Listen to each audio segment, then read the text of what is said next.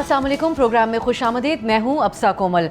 मौलाना फजलुर रहमान का बयान आज भी मौजूए बहस बना रहा। इस बयान से जो हलचल मची थी उसमें पाकिस्तान पीपल्स पार्टी भी आज शामिल हुई और अपना रद्द-ए-अमल दिया।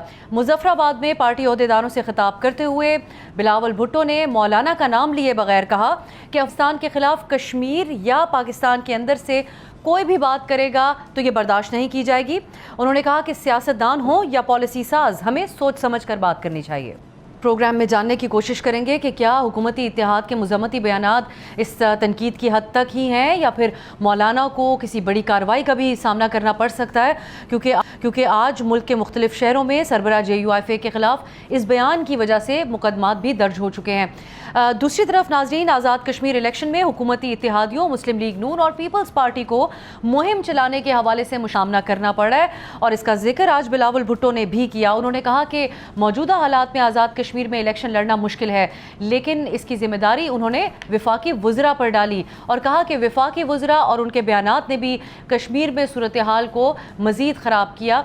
इस मसले को हल करना होगा। नाज़रीन, बिलावल भुट्टो ज़रदारी ने आज कलअदम जॉइंट एक्शन कमेटी के नाम जवाबी ख़त भी लिखा है, जिसमें उन्होंने मुज़ाकरात और मुफाहमत पर जोर देते हुए आज़ाद कश्मीर की सूरत हाल पर ट्रूथ एंड रिकन्सिलिएशन कमीशन के क़याम पर के हवाले से तजवीज़ दी है। हम ये जानने की कोशिश करेंगे कि क्या बिलावल भुट्टो के इस जो आज उन्होंने बयान दिया उनकी इत्तेहादी नून लीग भी इत्तफाक करती है या नहीं, कि यहाँ पर वफाकी वज़रा के बयानात ने भी किरदार अदा किया हालात को मज़ीद ख़राब करने में। इस पर हम बात करेंगे। साथ साथ मुल्क की बड़ी अपोजिशन जमात पाकिस्तान तहरीक इंसाफ की बात भी होगी। उनकी पार्लिमानी और एहतजाजी सियासत दोनों ही कन्फ्यूजन की तस्वीर पेश कर रही हैं।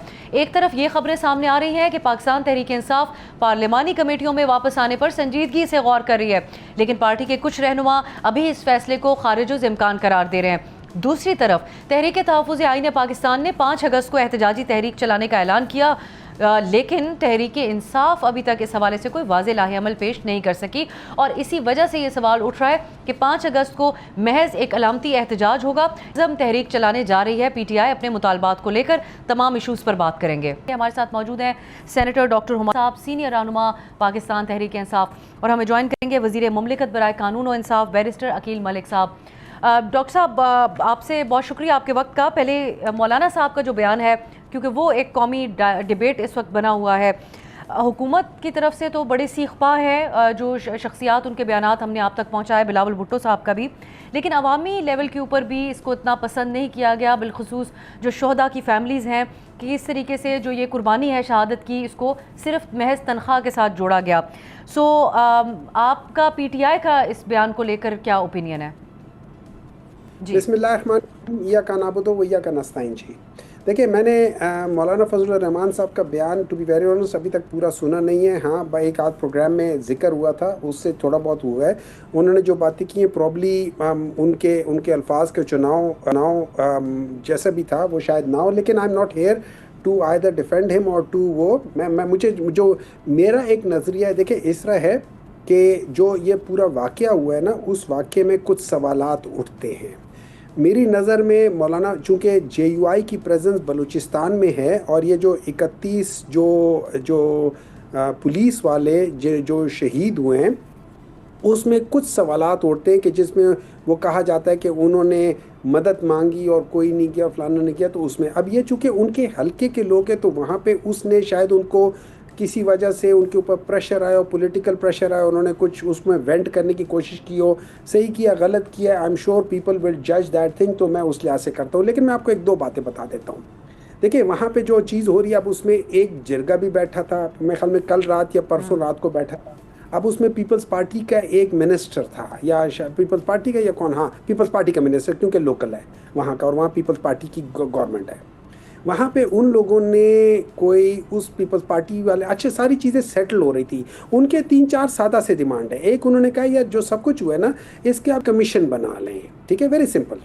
नंबर 2, उन्होंने कहा ये जो टेररिस्ट आते हैं या जो बदतखोर आते हैं या गैर कानूनी मसल्ला ग्रोह हैं, इनका सदेबाब किया जाए। Very reasonable. फिर उन्होंने कहा जो वहाँ पे लेवीज होती हैं उस लिहाज से फोर्स होती है उसको बहाल किया जाए। और चौथा उनका क्या, 4 ही उनके डिमांड थे कि जो शोहदा है उनको उनके हुकूक मिलने चाहिए और उनकी फैमिलीज के साथ जो है वो सारी चीज़ें कर लेनी चाहिए। इन 4 चीज़ों के ऊपर वो मिनिस्टर ने एंड में कोई ऐसी बातें कर दी जिस पे बहुत सख्त तल्ख कलामी हो गई, और वो सारी बातें जो तकरीबन 90% एग्रीड होकर बाकी 10% भी एग्री होने वाली थी वो ख़त्म हो गई। ठीक है। अब यहाँ पे प्रॉब्लम ये है कि चूंकि आई am not part of so many other things, मुझे नहीं पता, लेकिन जनरली स्पीकिंग हमारे मुल्क में बहुत सारी चीज़ें इस वक्त गलत हो रही हैं। चलिए डॉक्टर साहब इस तरफ आते हैं कि क्या क्या चीजें गलत हो रही हैं, अगर आपकी इजाजत हो, क्योंकि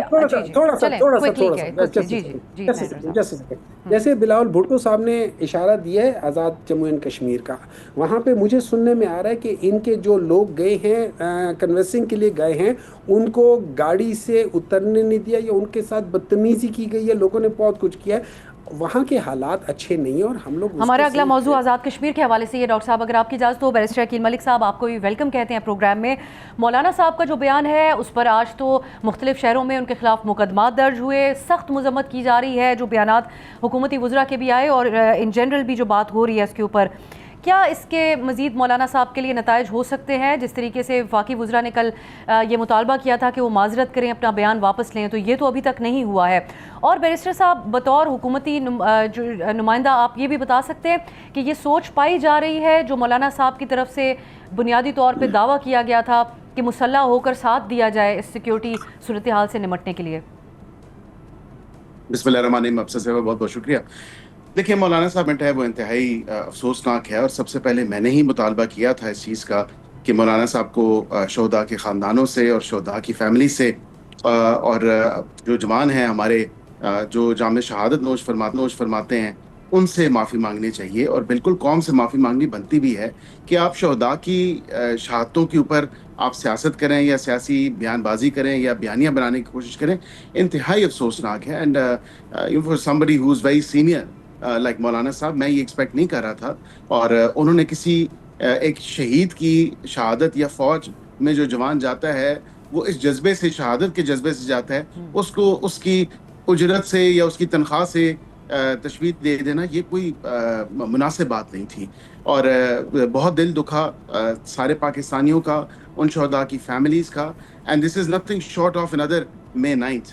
मैं आपको ये अगर कहूँ तो वहाँ पे भी फ़ौजी तनसीबात पे और शोहदा के मुजस्मे जो है मस्मार किए गए, यहाँ पे भी इसी तरह की कोई गुफ्तगू की गई, और जो अल्फाज का चुनाव था वो इंतहाई गैर मुनासिब था। तो मैं बिल्कुल मैंने दोबारा आज ये इस चीज़ का मुतालबा किया है, बात अपनी दोहराई है और कहा है कि मौलाना साहब को अपने अल्फाज वापस लेने चाहिए और शोहदा की फैमिली से जो है गैर मशरूत माफ़ी मांगनी चाहिए, और इसमें कोई बड़े छोटे की बात नहीं है। मे बी उनका स्लिप ऑफ द टंग हो गया हो, मे बी उन्होंने जोश खिताबत में अगर बात कर दी हो, तो इसमें इंसान का कद बड़ा ही होता है, कोई छोटा नहीं होता अगर अपनी गलती तस्लीम कर ली जाए। अकील साहब ये भी बताएं कि जो फैसला साज हल्के हैं उनमें ये सोच पाई जाती है जिसका मौलाना दावा कर रहे हैं कि उनको पैगाम दिया गया, और उनकी जमात बताती है कि एक इनडायरेक्ट पैगाम दिया गया मुसल्ला होने के हवाले से? देखिए, ये तो अब उनकी स्टेटमेंट है, और ऑब्वियसली उन्होंने अगर ये जलसे में बात की है कि हमें फलां किस्म का पैगाम मिला या फलां चीज़ का पैगाम मिला, ये तो उस पर खुद रोशनी डाल सकते हैं। देखिए ना, अफवाज और अफवाज पाकिस्तान के वो जवान जो सरहदों पे हैं, आए रोज़ वो शहादतों से इस मुल्क पे जान निशावर कर देते हैं हमारी हिफाजत के लिए, और वहाँ पे ये कंसर्न्स तो हैं, इसमें कोई ऐसी ढकी छुपी बात नहीं कि जो दहशतगर्दी के कंसर्न्स हैं वो आपके सामने हैं। जो भी पीछे बलूचिस्तान में हुआ, केपी में मुतवातिर तौर पे ये चीज़ें चलती रहीं, कैसे अनासर और कहाँ से उनको सपोर्ट हासिल है। So all of these things have been stated time and again. तो मौलाना साहब अब इस पे खुद ही रोशनी डालें तो मैं समझता हूँ ज़्यादा बेहतर होगा, क्योंकि उन्होंने ये बात की तो ये एक्सप्लेन भी करना उनका काम था कि वाज़े तौर पर ये बात कहते कि क्या बात हुई। मज़ीद बात होगी एक शॉर्ट ब्रेक के बाद। ब्रेक के बाद खुश आमदीद। अब डॉक्टर साहब, आप आज़ाद कश्मीर की सूरत हाल पे बात कर रहे थे, तो इसी तरफ आज बिलावल साहब ने जो बातें की, एक तो ये भी कहा गया कि इस वक्त कैंपेन करना मुश्किल है। आप समझते हैं कि इस हालात के तनाजुर में अगर इंतखाबात डिले होते हैं उस पर PTI का क्या रद्दअमल होगा? और बिलावल साहब ने जो बात कही है कि वफाकी वज़रा और उनके बयानात ने भी यहाँ पर सूरत हाल को मज़ीद ख़राब किया, किसका फेलियर है डॉक्टर हुमायूं मोहम्मद साहब आपकी नज़र में? और क्या वाकई यहाँ पर कोई पॉलिटिकल रोल था भी, या ये जो सारी सूरत हाल है ये गैर सियासी तौर पर ज़्यादा हैंडल होती रही है? देखें, अगर आप इस वक्त पाकिस्तान के अंदर, मैं पाकिस्तान से बाहर की बात नहीं कर रहा हूँ, पाकिस्तान के अंदर जो चीज़ भी मैनेज हो रही है वो बहुत गलत तरीके से हो रही है।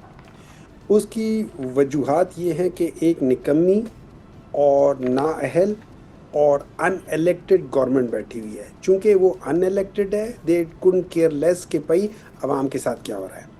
जो जॉइंट एक्शन कमेटी जो है, जो आज़ाद जम्मू एंड कश्मीर की है, जैक ने ये कह दिया कि यार हम लोग वहाँ पे बॉयकॉट कर रहे हैं इलेक्शंस का, तो that means 90% of the Awam boycott कर रही है।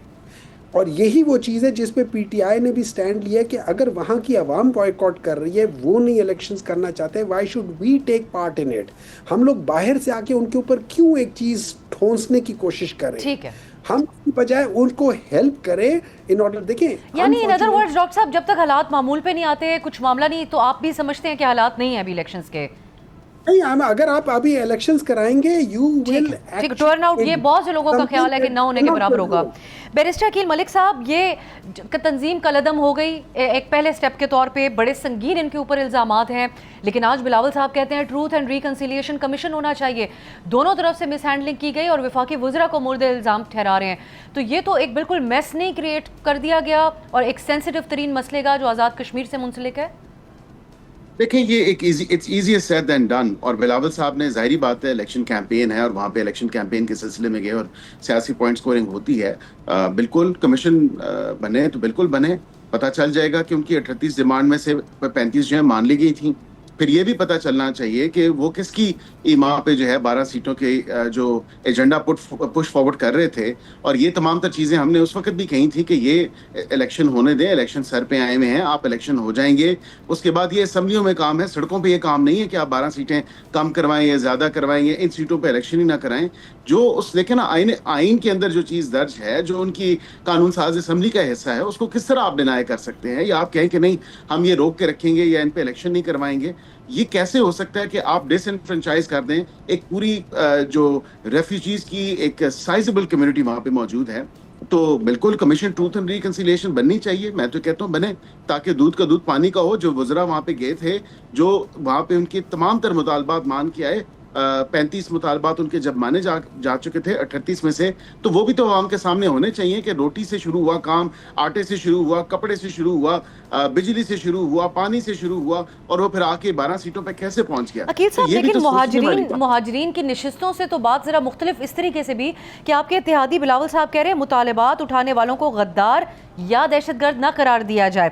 सो ये तो एक पॉलिसी स्टेटमेंट है उनकी, ये तो कैंपेन, इलेक्शन कैंपेन से बढ़कर बात है, क्योंकि ये डिबेट जनरेट की गई थी और जो इल्ज़ामात और कलअदम करार दिया जाना, तो ये तो उसको काउंटर कर रहे हैं आप लोगों का जो वफाकी हुकूमत का मौक़िफ़ रहा है। तो कलअदम किसने करार दिया? कलअदम उनकी अपनी जमात के वज़ीर आज़म है राठौड़ साहब। तो कम से कम ये अवाम की आंखों में धूल मत झोंकें और धूल मत डालें अवाम को। अवाम अंधी नहीं है, अवाम को सब नजर आ रहा है कि उस दौर वज़ीर आज़म कौन था, एक्शन क्यों लिया गया। जब लॉ एंड ऑर्डर की सिचुएशन बनी तो उनकी अपनी हुकूमत के पीपल्स पार्टी के वज़ीर आज़म ने आज़ाद जम्मू एंड कश्मीर में उनको कलअदम करार दिया, उस जमात को, एंड राइटली सो।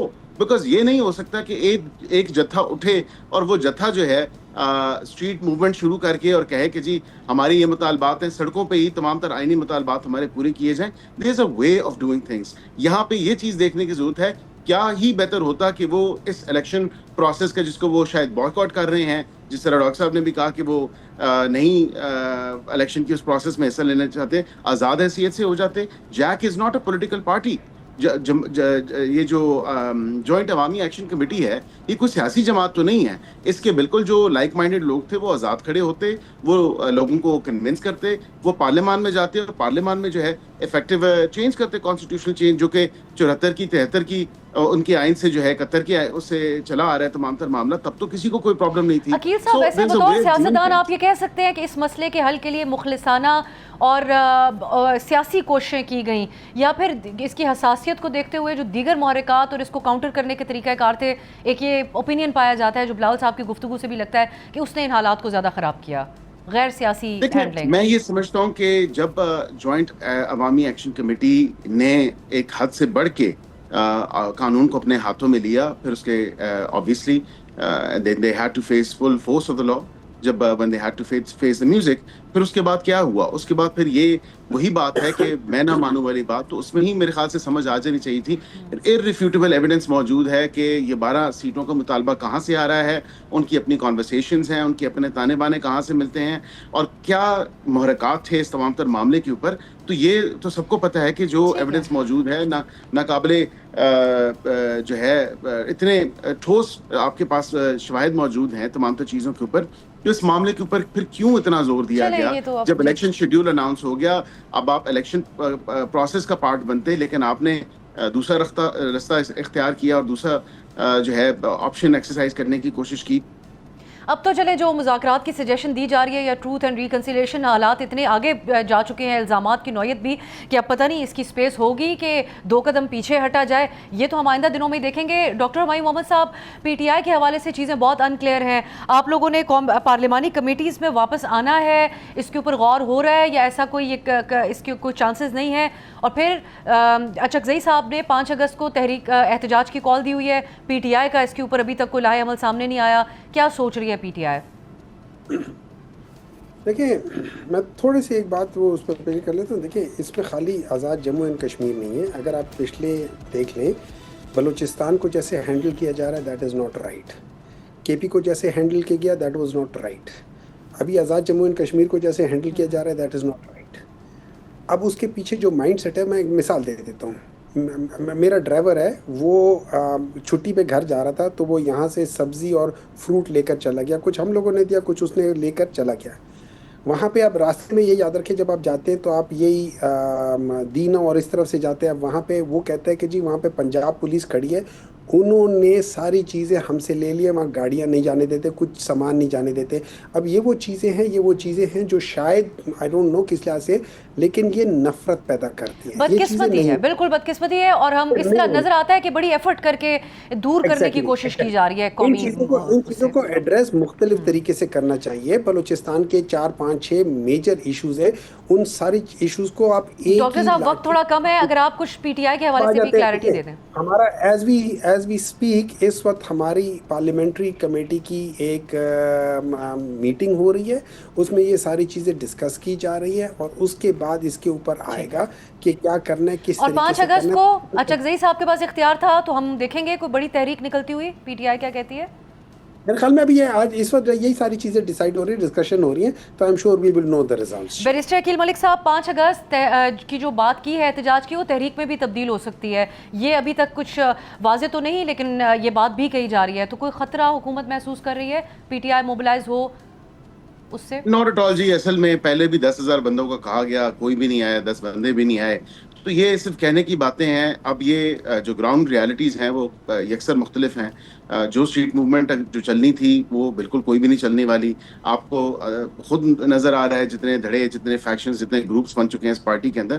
اور آج بالکل اچھی بات ہے, ان کی پارٹی کی میٹنگ ہے, لیکن وہ اس حوالے سے کہ چاہے یہ آیا کہ کمیٹیز میں واپس جائیں گے یا نہیں جائیں گے, تو اچھی بات ہے کمیٹیز میں آنا چاہیے. جس چیز کے پیسے لیتے ہیں پارلیمنٹ سے, تنخواہ جس چیز کی لیتے ہیں, جس چیز کی مراعات یہ لیتے ہیں, تو پھر آئیں کمیٹیز میں, اور اپنا جو کردار ہے وہ ادا کرنا چاہیے ان کو. بہت شکریہ بیرسٹر عقیل ملک صاحب. سینیٹر ہمایوں محمد صاحب موجود تھے. ناظرین, ایک بریک کی طرف جاتے ہیں. ایران امریکہ کشیدگی مزید بڑھتی جا رہی ہے, اور صدر ٹرمپ نے اب کیا یو ٹرن لیا ہے, اس پر تمام تفصیلی طور پہ بات کریں گے ایک شارٹ بریک کے بعد. بریک کے بعد خوش آمدید. امریکہ نے ایران کے ساتھ معاہدے کے 26 دن بعد ایک بار پھر ایرانی جہازوں کی آمد و رفت روکنے کے لیے آبنائے ہرمز کی ناکہ بندی کر دی ہے. امریکی سینٹرل کمانڈ کے مطابق ایران کے خلاف ناکہ بندی کے لیے 7 گھنٹوں پر محیط بحری اور فضائی آپریشن کیا گیا, جس میں آبنائے ہرمز کے قریب ایرانی ڈرون تنصیبات, بحری صلاحیتوں, دفاعی نظام اور دیگر فوجی اہداف کو نشانہ بنایا گیا. ईरान ने इन हमलों के रद्द-ए-अमल में बहरीन, कुवैत और उर्दन में अमरीकी फ़ौजी अड्डों और असलहे के ज़खायर के पर हमले किए। ईरानी फ़ौज ने तस्दीक की है कि अमरीकी हमलों में ईरान के 7 फ़ौजी एहलकार शहीद हुए हैं, जबकि ईरानी हुकूमत की तर्जुमान फ़ातिमा मुहाजिरानी का ये कहना है कि अमरीका के इन हालिया हमलों के दौरान 30 ईरानी शहरी भी शहीद हुए हैं। दूसरी तरफ अमरीकी सदर ट्रंप हैं, जिन्होंने आबनाए हुर्मुज़ से गुजरने वाले जो कार्गो जहाज़ हैं उनसे 20% टैक्स लेने का पहले ऐलान किया था, लेकिन 24 घंटों में ही उन्होंने अपने इस बयान पर यू टर्न लेते हुए ऐलान किया है कि 20% रीइम्बर्समेंट फ़ीस के बजाय खलीजी ममालिक अमरीका के साथ तिजारती मुआहदे और सरमायाकारी करेंगे। लेकिन ईरान के हवाले से सदर ट्रंप का नाजरीन लहजा हमें अभी भी उसमें कोई तब्दीली नज़र नहीं आती। मुज़ाकरात से पहले भी वो ईरान को धमकियां दे रहे थे और अब भी ये सिलसिला उनकी तरफ से जारी है। एक इंटरव्यू में अमरीकी सदर ट्रंप का कहना था कि अगर ईरान मुज़ाकरात की मेज़ पर न आया तो अगले हफ्ते ईरान के तमाम पावर प्लांट्स और पुलों को तबाह कर देंगे। सदर ट्रंप ने यह भी कहा कि कल ईरान के साथ बातचीत हुई थी जिसमें ईरान को मुआहदा करने पर जोर दिया है। सदर ट्रंप की धमकियों के जवाब में पासदारान इनकलाब का कहना है कि अमरीका के जारहाना इक़दाम का नतीजा आबनाए हुर्मुज़ के ताख़ीर से खुलने के सिवा और कुछ नहीं होगा। जब तक अमरीका मौजूद रहेगा तेल और गैस खित्ते से बाहर नहीं जाएगा। ईरानी नायब वज़ीर ख़ारजा काज़िम गरीबाबादी का कहना था कि अमरीका ने मुआहदे की तमाम शिकों की धज्जियाँ उड़ा दी। ईरान अब MOU की पासदारी का पाबंद नहीं। इस कशीदगी में नाजरीन अब हम देख रहे हैं कि चीन की तरफ से भी बड़ा अहम बयान सामने आया है। अक़वाम मुत्तहिदा में चीन के मुस्तकिल मंदूब ने इस मौजूदा सूरत हाल का जिम्मेदार अमरीका को करार देते हुए कहा है कि अमरीका ने ईरान के साथ जारी मुज़ाकरात के दौरान अक़वाम मुत्तहिदा की सलामती काउंसिल की मंजूरी के बगैर फ़ौजी हमले किए, जिससे पूरा खित्ता एक बार फिर ख़तरनाक बहरान के दहाने पर पहुँच गया। प्रोग्राम में हम जानने की कोशिश करेंगे कि क्या चीन या फिर सालिस ममालिक फ़रीक़ैन को एक बार फिर मुज़ाकरात ला सकते हैं, और अगर ये सूरत हाल मज़ीद ख़राब होती है तो इसके क्या नताइज निकलेंगे। हमारे साथ मौजूद हैं एम्बेसडर जावेद हुसैन साहब, पाकिस्तान के साबिक सफ़ीर बराए ईरान। एम्बेसडर साहब, बहुत बहुत शुक्रिया आपके वक्त के लिए। हम देख रहे हैं कि चीज़ें एक बार फिर से पॉइंट ज़ीरो पर जा रही हैं। अमेरिका ने अपना ब्लॉकेड बहाल कर दिया। ईरान की तरफ से भी ये जवाब दिया जा रहा है कि इस पर अगर ये इक़दाम जो अमेरिका कर रहा है इससे मज़ीद डिले होगा जो आबनाए हुर्मुज़ का खुलना। आपको इस मौके पर अब हालात आगे किस तरफ जाते हुए नज़र आ रहे हैं? किस्मत की बात है कि इस्लामाबाद मेमोरेंडम ऑफ अंडरस्टैंडिंग के साइन होने के बाद जबकि हालात आहिस्ता आहिस्ता बेहतरी की तरफ जा रहे थे, दोबारा ईरान और US के दरमियान ये स्कर्मिशेज और लड़ाई शुरू हो गई है, तो साफ ज़ाहिर है कि ये तो तवक्कुआत के बिल्कुल बरअक्स है और इस चीज़ को जल्द अज जल्द रुकना चाहिए। अब इस चीज़ को अगर ओवरऑल देखा जाए तो सबसे ज़्यादा इन हालात की ज़िम्मेदारी तो अमेरिका पे ही है, जिसने 28 फरवरी को बग़ैर किसी वजह के रैशनल या बगैर कोई लेजिटिमेट रीज़न के उसने ईरान पे इसराइल के साथ मिलकर हमले किए और उनकी टॉप लीडरशिप को नुकसान, यानी उनको जानी नुकसान हुआ, और उसके अलावा जो है ईरान के इंफ्रास्ट्रक्चर को तबाह किया गया। तो इसलिए चीन के मंदूब ने बिल्कुल दुरुस्त कहा है कि इन हालात की सबसे बड़ी रिस्पॉन्सिबिलिटी तो अमेरिका की है। लेकिन अब जब Islamabad memorandum of understanding sign हो चुका था तो तवक्को की जा रही थी कि दोनों मालिक मिल बैठ के आपस में जो आउटस्टैंडिंग इश्यूज़ हैं, जैसे न्यूक्लियर इशू है, ईरान के ऊपर सेंक्शंस का मामला है, फ्रोजन एसेट्स हैं और स्ट्रेट ऑफ हॉर्मुज़ की फ्यूचर मैनेजमेंट है, इन चीज़ों को पुरअमन तरीके से हल किया जाएगा। बदकिस्मती से वो हो नहीं सका। उसकी वजह ये है कि दोनों मालिक के दरमियान बिल्कुल लैक ऑफ ट्रस्ट है, मिसट्रस्ट है, और इसके अलावा हेट्रेड और बिटरनेस है, ख़ासतौर पे ईरान की जानिब से वो जो उनकी लीडरशिप को शहीद किया गया उसका गम गुस्सा उनका बजा है। लेकिन अब हम पाकिस्तान और दूसरे जो खैर खा ममालिक हैं ईरान के और इस खित्ते में अमन के, उनको कोशिश करनी चाहिए कि दोबारा ये जो कशीदगी है इसको कम किया जाए और दोनों फरीकैन को बातचीत की मेज़ पे लाया जाए। पाकिस्तान ने अपनी जो एक फॉरवर्ड पोजीशन यही ली है कि दोनों फरीकैन जो हैं वो तहम्मुल और टॉलरेंस का मुज़ाहरा करें, बातचीत के ज़रिए अपने मामलात को हल करें اور اسلام آباد میمورینڈم آف انڈرسٹینڈنگ کی جو مختلف شکیں ہیں ان کے مطابق عمل کریں. جی ایمبیسڈر صاحب جی اگر آپ کی اجازت تو میں یہی جو ہم ابھی بات کر رہے تھے، صدر ٹرمپ کے جو بیان ہے کل انہوں نے 20% فیس کا اعلان کیا، یہ اس قسم کا آئیڈیا فلوٹ کیا، اب اس پر انٹائرلی ایک طریقے سے وہ بیان واپس لیتے ہوئے ایک نیا آئیڈیا سامنے رکھا ہے کہ یہ خلیجی ممالک امریکہ کے ساتھ انویسٹمنٹ کریں گے، اس مد میں ہم یہ رقم حاصل کر لیں گے. یہ کچھ سنجیدہ بیانات ہیں امریکی صدر کی طرف سے آتے ہوئے، یا آپ سمجھتے ہیں کہ ساری صورتحال میں کچھ ایران کی قیادت کو ٹیز کرنے کی ایک ان کی طرف سے کوشش ہے، بیان جو وہ مسلسل کرتے آ رہے ہیں؟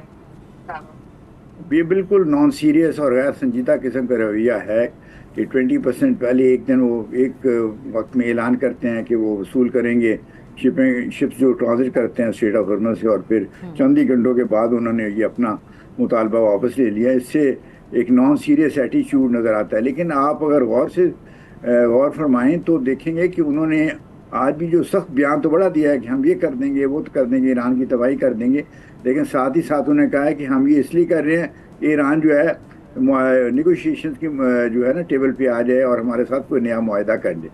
اور اسی طرح دوسری طرف سے ایران نے بھی ایک قسم سے اشارہ دیا ہے کہ اگر اس قسم کے حملے رک جائیں تو وہ شاید بات چیت کرنے کے لیے تیار ہو جائیں. تو میرا خیال میں یہ ایک مناسب وقت ہے جس میں جو میڈیٹرز ہیں جیسے پاکستان اور قطر ہیں، ان کو دوبارہ اپنی ایکٹیویٹی کو جو ہے اپنے آپ کو ری ایکٹیویٹ کرنا چاہیے. دونوں ممالک سے رابطہ کر کے ان کے درمیان ایک قسم کی صلح صفائی کی طرف ان کو لے جانے کی کوشش کرنی چاہیے. اور وہ اس کا ایک حل یہ ہو سکتا ہے کہ جو ایران اسٹریٹ آف ہارمز ہے اس کی جو پوزیشن 27 فیبروری کو تھی اس سے ملتی جلتی رکھی جائے، اور اس کی جو فیوچر مینجمنٹ ہے وہ جیسے میمورینڈم آف انڈرسٹینڈنگ میں پیراگراف 5 کہتا ہے کہ ایران اور عمان اس کو مل کے طے کریں، اور اس کے لیے گلف اسٹیٹس کی جو دوسرے ممالک ہیں جیسے یو اے ای، کویت، سعودی عربیہ وغیرہ، ان سے قطر سے ان سے مشورہ کر کے ایک فیوچر مینجمنٹ کا میکینزم ورک آؤٹ کیا جائے. اور اس کے ساتھ پھر اگر یہ معاملہ طے ہو جائے